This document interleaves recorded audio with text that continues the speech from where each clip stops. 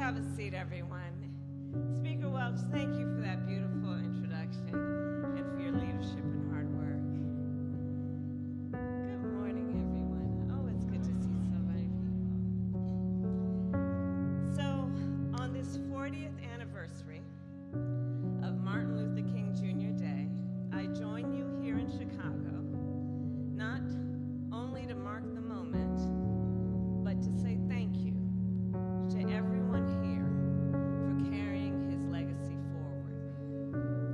Mayor Brandon Johnson, thank you for having me and this wonderful invitation to be with you and your beautiful wife, the First Lady.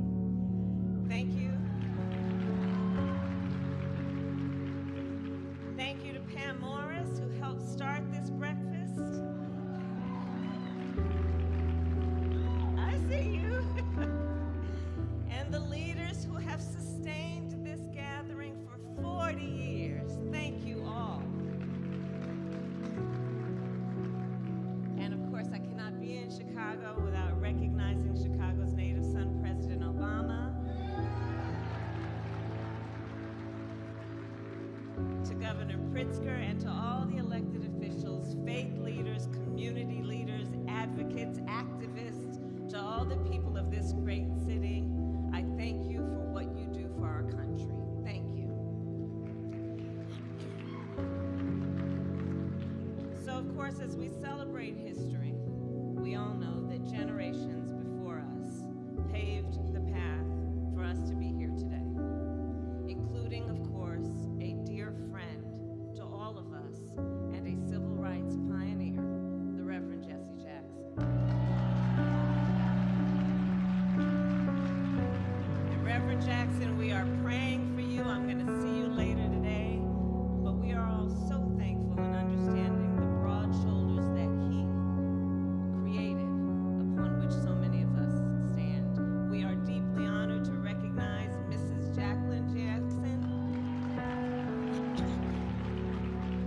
whose life of faith, strength, and service reminds us that movements are often sustained by the entire family who do the work with courage and with grace.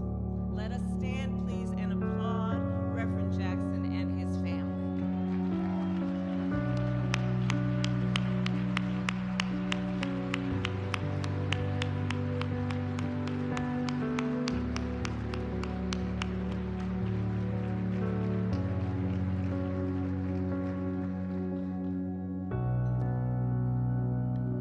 Reverend Dr. Martin Luther King Jr. loved America. Reverend Dr. Martin Luther King Jr. loved America. He loved our country, and his love was not passive. His love was not patient, and it was unconditional. Dr. King loved our country so much that he dedicated his life, and in the end it was taken in a fight for America's highest ideal, the ideal of freedom. Dr. King believed that to love your country is to fight for your country. And the spirit and meaning of Dr. King's work and words helped fuel, over all these years, our enduring belief in America's promise. I got into Chicago late last night from Memphis. And while I was there, I spent time at the National Civil Rights Museum at the Lorraine Motel. Standing there, one cannot help but feel the weight of the stakes of what Dr. King confronted. Government-sanctioned segregation and redlining. The vote of the people denied by literacy tests and poll taxes.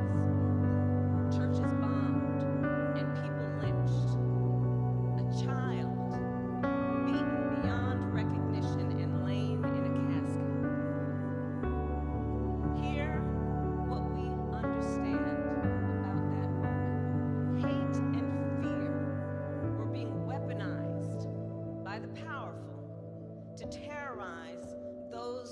saw as powerless. But here's the other truth about that time. The people were sick and tired of being sick and tired. And so at lunch counters and on buses, in classrooms and in the streets, Dr. King and the leaders of that moment reminded the people of their power, reminded them that it doesn't have to be this way, that the power of protest, of organizing, of the collective can change the course of our history and its country, our country and its history. And Chicago, isn't that true today? Isn't that true today? I will tell you, standing on the balcony at the Lorraine Motel yesterday, I thought about what Dr. King would see if he looked at America now. And what would he think? And what would he say? And I do believe he would see that people today are sick and tired of being sick and tired. When the president is rigging congressional maps to cheat, when he called a court and crafted a court to gut the Voting Rights Act, to silence our voice, when he incites distrust in our election infrastructure so that people won't vote, well, folks are sick and tired of being sick and tired. When the federal government rips people out of their car, out of their home, out of their church, when families are separated and a mother of 3 is shot and killed by an ICE agent in Minneapolis, people are sick and tired of being sick and tired. When our differences are treated as danger, when neighbors see one another as the enemy, and when social media and misinformation take hold of our lives and the lives of our children, well, people are sick and tired of being sick and tired.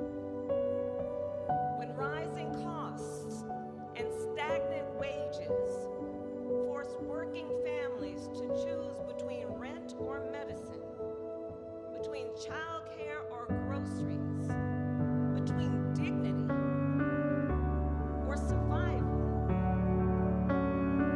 people are sick and tired of being sick and tired. And when the President of the United States calls the civil rights movement, quote, reverse discrimination, we are sick and tired of being sick and tired.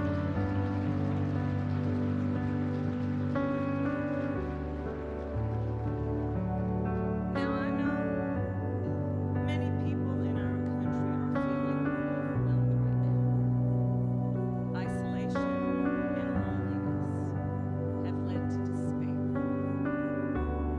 A long-broken system has fueled cynicism and, yes, apathy.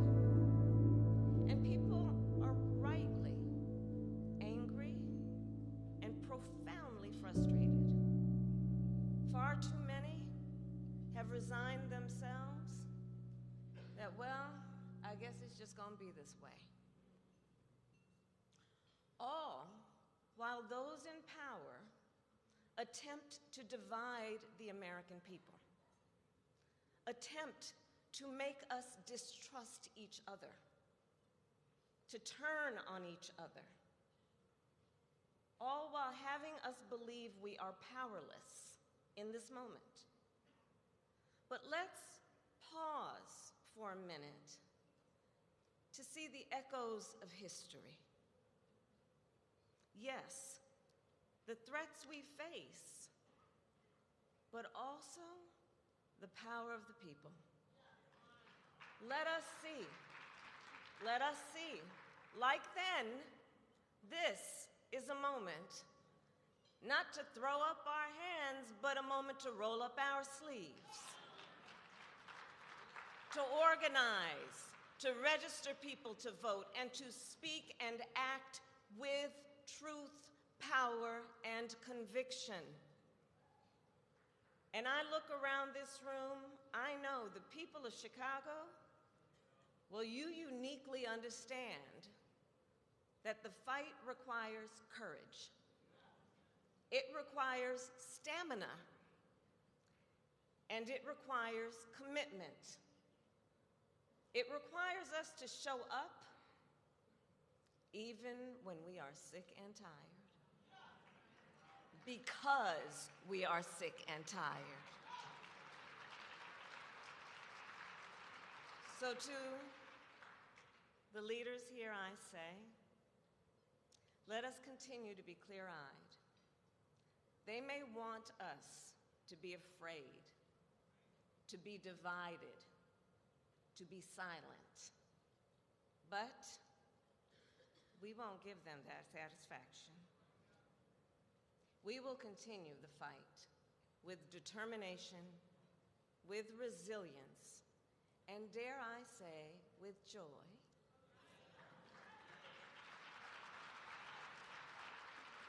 So in the spirit of Chicago, it is time to bear down. Thank you all very much. Thank you very much.